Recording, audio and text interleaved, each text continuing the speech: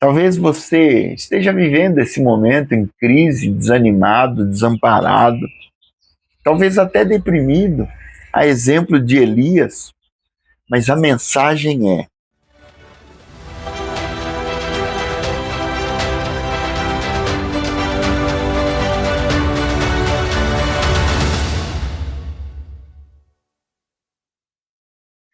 bom dia!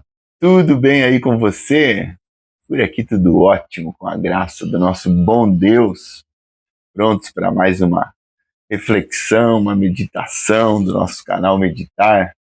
Se você é novo por aqui, já quero pedir para você fazer sua inscrição, ativar o sininho para receber as nossas notificações de novos vídeos, deixar o seu like, compartilhar essa mensagem nos seus grupos, nas suas redes, com a sua família, WhatsApp. Deixa um comentário também. Semana passada fizemos um vídeo diferente. O pessoal já está perguntando, agora vai ser um canal de receitas? Não. Foi só o 100º vídeo para quebrar um pouco o gelo, fazer algo um pouco diferente. E o pessoal gostou. Já estão perguntando, quando que é a próxima receita? O que você vai fazer na próxima? Calma aí, tem próximas, mas não agora. Agora eu quero refletir com vocês algumas questões que Deus tem colocado no meu coração, e temos atendido pessoas e vivido situações, e muitas vezes as pessoas reclamam, se queixam de que parece que Deus esqueceu delas. Já aconteceu com você isso?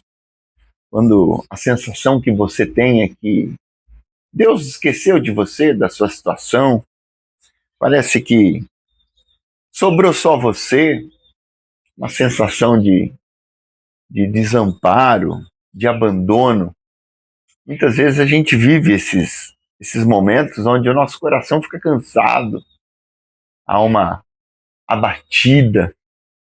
Sabe quando muitas vezes a nossa fé é ameaçada pelo medo, situação de que a gente está sozinho, seja qual for a situação, o cansaço de lutas constantes, frustrações, desânimos, fracassos, expectativas que não se cumprem na nossa vida. A gente vê o sucesso do homem mau, a prosperidade, a impunidade do perverso, e muitas vezes a gente dá uma desanimada. A sensação que a gente tem às vezes é que Deus abandonou a gente, né? Situações que nos desgastam, sugam as nossas energias, minam as nossas forças, a ponto de muitas vezes a gente querer jogar a toalha, desistir na jornada, no meio do caminho. Já aconteceu com você isso? Você já fez a pergunta em algum ponto da sua vida: onde está o Senhor? Por que Ele não faz nada? Se esqueceu de mim, me abandonou? Você já se sentiu assim? Eu já. E a gente tem uma situação na Bíblia que ilustra exatamente isso, mostra exatamente esse panorama, e a gente encontra ela lá no livro de Reis, primeiro livro de Reis, no capítulo 18. No capítulo 18, eu não vou ler, porque a história é um pouco compridinha, mas eu quero descrever para você o que está acontecendo aqui, num dos momentos mais extraordinários, num dos capítulos mais sobrenaturais da Bíblia, lá no capítulo 18, o profeta Elias, ele desafia 450 profetas de Baal, do inimigo, e nesse desafio ele vive algo surreal, cai fogo do céu, Deus manifesta o poder dele de uma forma sobrenatural diante daqueles 450 profetas, e Elias está ali sozinho, desafiando aqueles homens, desafiando o Deus deles, e Deus manifesta sobrenaturalmente o seu poder, faz cair fogo do céu, consome o holocausto, aquele sacrifício que Elias tinha preparado ali. E muito além disso, ele mata os 450 profetas de Baal numa demonstração de poder surreal, algo assim realmente marcante na vida de Israel e do profeta Elias. E aí a gente vai para o capítulo 19, quando essa notícia chega aos ouvidos de Jezabel, que era a mulher do rei Acabe, e Jezabel promete acabar com a vida de Elias. Ela fala: hoje mesmo, o que você fez com os nossos profetas vai acontecer com você. E Elias foge. É muito interessante isso. Ele vence 450 profetas, uma vitória surreal. E quando uma mulher ameaça ele de morte, ele foge. Ah, as mulheres. Uma mulher ameaça e Elias foge.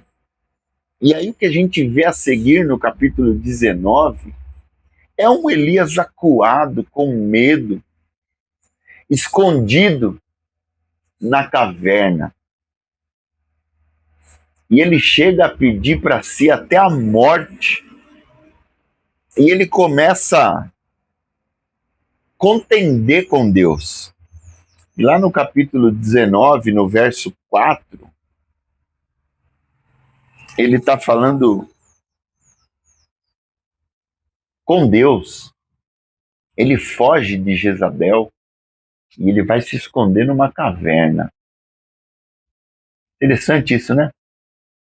E aí no verso 4 do capítulo 19, a Bíblia diz assim: ele mesmo, porém, se foi ao deserto, caminho de um dia, e veio e se assentou debaixo de um zimbro e pediu para si a morte. E disse: basta, toma agora, ó Senhor, a minha alma, pois não sou melhor do que meus pais. A gente vê aqui um Elias apavorado, deprimido, pedindo a morte para ele, e muito desanimado. Você já se sentiu assim, meu irmão, minha irmã?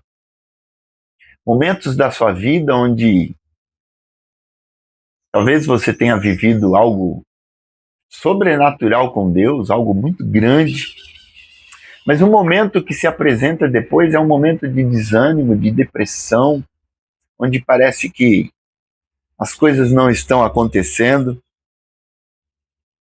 parece que Deus está em silêncio, se esqueceu da gente, sabe? E talvez você esteja nesse exato momento vivendo essa realidade, esse momento onde parece que nada está acontecendo, que Deus tampou seus ouvidos, não está respondendo. Sabe, essa mensagem de hoje é para animar o seu coração. Para você que se encontra nesse lugar, nessa caverna escura, fugindo de alguma situação, talvez até de você mesmo, desanimado, cabisbaixo. E aí, fazendo esse contraste do que Elias viveu aqui, né, da vitória com os 450 profetas de Baal, e esse momento em que ele está acuado numa caverna, eu aprendo uma verdade fundamental, que é o seguinte: vitórias espirituais não nos blindam de batalhas espirituais. Sabe, Elias, ele não tinha perdido a fé em Deus, mas ele perdeu a perspectiva, o foco. Ele não deixou de crer em Deus. E esses momentos em que a gente se encontra na escuridão da alma, nas cavernas, do nosso interior, eles são momentos onde a gente não deixou de crer em Deus, mas a gente às vezes perde a perspectiva e o foco. E no auge da sua dor, Elias, ele afirma algo que revela a sua dor, mas não a realidade. Olha só o que ele diz em 1 Reis, capítulo 19, verso 10. Primeiro que a gente tem aqui a maneira como Deus se apresenta, isso dá uma outra mensagem, né? Que ele estava na caverna e Deus falou para ele sair, que Deus ia falar com ele, e aí vem um terremoto, um fogo, um vendaval, e Deus não estava em nada disso. Mas quando vem um cício suave, uma tranquilidade, é aí que Deus fala com Elias, e Elias retruca com Deus no verso 10, dizendo assim: ele respondeu: tenho sido zeloso pelo Senhor, Deus dos exércitos. Olha se essa não é a nossa queixa muitas vezes. Porque os filhos de Israel deixaram a tua aliança, derribaram os teus altares e mataram os teus profetas à espada. E eu fiquei só, e procuram tirar-me a vida. Quantas vezes a impressão que nós temos é que nós estamos só, que só sobrou a gente. Elias está reclamando aqui, só sobrou eu, Deus. Eu fiquei sozinho, todos os outros abandonaram a sua aliança, só fiquei eu fiel ao Senhor. E olha a minha situação, o Senhor esquece de mim. Sabe, do ponto de vista humano, a afirmação de Elias procedia. Era isso que parecia. Elias não estava errado aos olhos dele. Ele se sentia sozinho, ameaçado, cansado e sem forças. Até que no versículo 18, Deus revela algo grande para Elias. E essa é a mensagem para a gente nesta manhã. Quando Elias faz todo o seu lamento, colocando a sua queixa para o Senhor, falando que ele ficou sozinho, Deus responde para ele no verso 18 da seguinte forma: também conservei em Israel 7.000. Olha isso aqui. Também conservei em Israel 7.000 todos os joelhos que não se dobraram a Baal e toda a boca que não o beijou. Olha que declaração maravilhosa. Deus está dizendo assim: ei, ei, ei, isso não é verdade, Elias. Você não está sozinho. Você não está sozinho. Eu conservei 7.000 em Israel que não se dobraram a Baal. E a lição que eu aprendo aqui com essa declaração de Deus é que Deus sempre está trabalhando em nosso favor, muito além do que os nossos olhos podem enxergar. Deus nunca é pego de surpresa. E eu gosto demais dessa história porque ela vem falar aos nossos corações de uma maneira muito, muito sublime. Porque ao mesmo tempo que ela nos confronta, ela nos consola. Talvez você esteja nesse momento vivendo da mesma forma que Elias, fazendo os mesmos questionamentos. E essa mensagem, ela nos confronta porque ela nos lembra que em toda e qualquer situação, a nossa percepção ela é muito limitada e não define a realidade espiritual daquilo que nós estamos vivendo.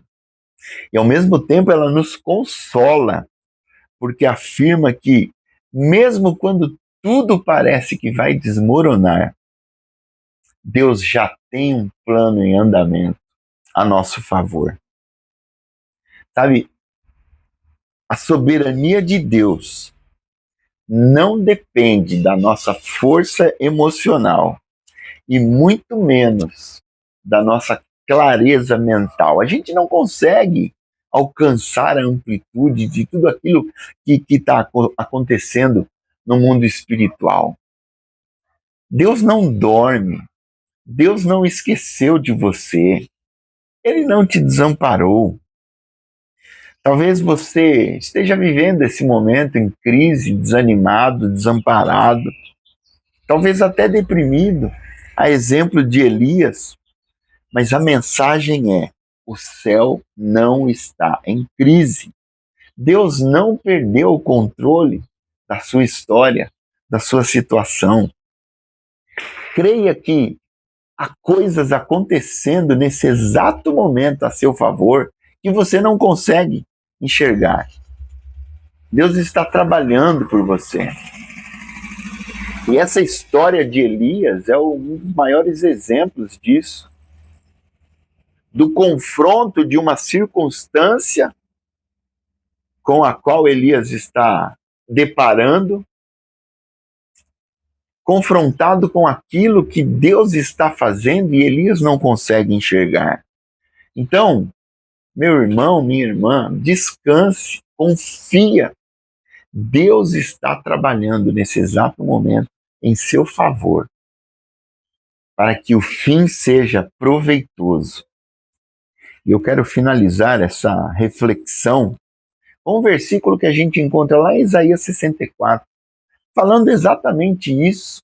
E eu quero que você pegue esse versículo para você como uma realidade.